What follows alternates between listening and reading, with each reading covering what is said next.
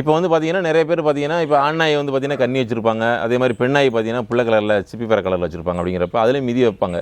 மிதி வச்சு அதுலேயும் குட்டி போடுறாங்க. அதுலேயுமே பார்த்தீங்கன்னா உங்களுக்கு வந்து கன்னி கலர்லேயும் குட்டி போடும், அதே மாதிரி புள்ள கலர்லேயும் குட்டி போடும். ஏன்னு கேட்டிங்கன்னா எல்லாமே ஒரே வெரைட்டி தான், கலர் வச்சு டிஃப்ரென்ஷியேட் பண்ணுறதுனால பண்ண தான் செய்கிறாங்க. பட் ஆனால் அதில் என்னென்னு கேட்டிங்க அப்படின்னா 50% வந்து தாய் தாப்பன் தான். அவங்கள பொறுத்து கலர் வந்து குட்டி வரும். ரெண்டுமே வரதுக்கும் வாய்ப்பு இருக்கும். கன்னியாகவும் வரலாம், பிள்ளையாகவும் வரலாம். இன்னொன்று 50% வந்து அதோட மூதாதையர்கள். இப்போ நம்மகிட்ட வந்து பப்பு லைனேஜ் இருக்குது. பப்பு லைனேஜுக்கும் வந்து தர்மாவோட குட்டி, தர்மா வந்து அதோட பிள்ளை. அதுக்கும் நம்ம இன்னொரு இனவழியில் உள்ள ஒரு பைரவின்னு ஒரு பிள்ளை நாய்க்கு தான் வைக்கிறோம். அதில் வந்து கன்னி போடுது. அப்போ என்ன அப்படின்னா, அப்போ பப்போட லைனேஜில் அதோட மூதாதையர்கள் வந்து நமக்கு வந்து அதில் கன்னி யாராவது இருந்திருப்பாங்க. அப்படிங்கிறப்ப காம்பினேஷன் வந்து நம்ம எப்படினாலும் வரலாம். அதாவது என்ன ஒரு 50% தாய்ப்பு மாதிரியும் மிச்சம் உள்ள 50% வந்து அதோட மூதாதையர்கள் கணக்காக வரதுனால நமக்கு இன்றைக்கி பொறுத்தளவில் கன்னியிலையும் சிப்பி பாறை குட்டி வருது, சிப்பி பாறையிலையுமே கன்னி குட்டி வரதான் செய்யும். அப்படிங்கிறப்ப நமக்கு அந்த அதாவது ஒரே வெரைட்டின்னு சொல்லிட்டோம். இருந்தாலும் எங்களை பொறுத்தளவில் போட்டால் ஒரே மாதிரி குட்டியாக இருந்தால் நல்லது. அப்படிங்கிறப்ப ஏன்னா பார்க்குற தாய் தாப்பன் இந்த கலர், ஏன்னா நம்புறது கடினமாக இருக்கும். ஏன்னா தாயும் பிள்ளை கலராக இருக்குது, தாப்பும் பிள்ளை கலராக இருக்குது, குட்டி இப்படி கன்னி குட்டி வந்துச்சுன்னு சொல்லி கேட்பாங்க. அப்போ நம்ம வேறு குட்டியை மாற்றி போட்டுக்கோங்கிற ஒரு நினைப்புறங்கிறதுக்காக எங்களை பொறுத்தளவு ஏன்னா இன்னொன்று எங்கள்கிட்ட சர்ப்ளஸாக ஆண் நாய்கள் இருக்குது, பெண் நாய்கள் இருக்குது. அப்படிங்கிறப்ப நாங்கள் வந்து இப்போ சிமிலர் கலரோட ஆப்ஷனே நம்ம வந்து இப்போ வந்து செஞ்சிட்ருக்கோம். கன்னினா கன்னி, பிள்ளைனா பிள்ளை, அந்த மாதிரி. அதான் ஆண் நாய்களை பொறுத்தவரை பார்த்தீங்கன்னா நாங்கள் வந்து எங்களோட கெஸ் வந்து பார்த்திங்கன்னா ஒரு நியர்லி ஒரு 1:5 வந்து ஆக்சுவலாக ஆண் நாய் வேணும். ஏன்னா நம்ம இப்போ ஒரு 100 நாய் வச்சுருக்கோம் அப்படின்னா 20 ஆண் நாய் வேணும். எங்கிட்ட இன்னும் குட்டிகள் வளர்ந்துட்டு தான் இருக்குது. அந்த குட்டியில் மிதிக்காத குட்டிகள் இருக்குது.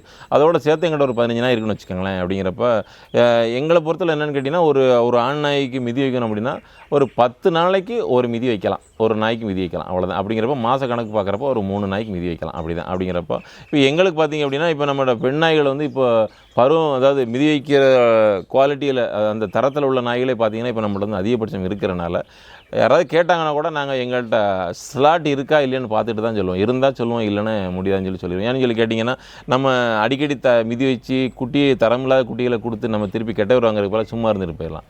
அப்போது எங்களோட கணக்கு என்னென்னா ஒரு மாதத்துக்கு அதிகபட்சம் ஒரு நாயில் ஆண் நாயில் மிதி வச்சா 3 பெண் நாய்களுக்கு மிதி வைப்போம் மாதம் அதிகபட்சம். இது வரைக்கும் ஒரு சில நாய்கள் தான் அப்படி வந்து அமைஞ்சிருக்க தவிர மற்றபடிக்கு இல்லை பார்த்திங்கன்னா 1-2 தான் மாதத்துக்கு. ஸோ அப்படி இருக்கிறனால தான் வந்து அதோட குட்டிகள் தரம் வந்து தாப்புற மாதிரியே வருது. இப்போ நம்ம டெய்லி இன்றைக்கி ஒரு நாளைக்கு மிதி வச்சுட்டு நாளைக்கு ஒரு நாள் மிதி வச்சுட்டு மாற்றி மிதி வச்சுட்டே இருந்தோம் அப்படின்னா அப்போ அதோட அந்த உயிரினங்கள் வந்து நிறுத்தி தான் போகுமே தவிர மற்றபடிக்கு நம்ம நினைக்கிற அளவுக்கு குவாலிட்டி வந்து கிடைக்காது. ஏன்னா நான் இருக்குது இப்போ இவன் 30 இன்ச்சு இருக்கான், இவன் என்ன நிறைய பேர் மிதி மேட்டிங் கேட்க தான் செய்வாங்க. ஏன்னா 15 ரூபா கொடுப்பல 10 ரூபா கொடுத்தாலும் பரவாயில்ல, 10 ரூபா வருமானம்னு சொல்லிட்டு மிதி வச்சோம் அப்படின்னா அப்போ நம்ம இதில் வந்து ப்ரொடியூஸ் பண்ணுற குட்டிகள் வந்து நம்ம நினச்ச அளவுக்கு வராட்டி அப்போ நமக்கு அது ஒரு நல்ல பேர் கிடைக்காது இல்லையா. அப்போது அதில் நாங்கள் வந்து ரொம்ப கரெக்டாக இருக்கிறோம். நாங்கள் வந்து அதிகப்படியாக வந்து ஒர்க்லோடு கொடுத்து இதுகளை வந்து சாராக பிடிக்கிற மாதிரி எங்களுக்கு யோசனை இல்லை. ஏன்னா வளர்க்குறோம், கொடுக்குறோம், நல்லதாக கொடுக்கணும், அது மட்டும்தான். கொடுத்த இடத்துல பேர் சொல்கிற மாதிரி இருக்கணுங்கிறக்காக மட்டும்தான் நாங்கள் வந்து பண்ணிகிட்டு இருக்கோம். இன்னும் என்னென்னு பார்த்தீங்க அப்படின்னா இப்போ நம்ம குவாலிட்டி வைஸ் பார்த்தீங்க அப்படின்னா இப்போ நம்ம அந்த காலத்துலேருந்து நம்ம நிறைய வம்சாவளிகளை வளர்க்குறாள் நிறைய பேர் வளர்த்துட்டு தான் இருக்கிறாங்க. அப்படிங்கிறப்ப உயரமாக இருக்கும், பட் ஆனால் வந்து கொஞ்சம் ஒழுக்கத்தில் கொஞ்சம் உயரத்தகுந்த ஒழுக்கம் வந்து சொல்லுவாங்க. அடுத்து பார்த்திங்கன்னா ஒரு சில நாய் நல்ல ஒழுக்கமாக இருக்கும், பட் ஆனால் உயரம் இருக்காது. ஸோ அதுக்கு நிறைய லைனேஜ் நிறைய நம்மளும் பார்க்குறோம், வெளியே பார்க்குறோம்.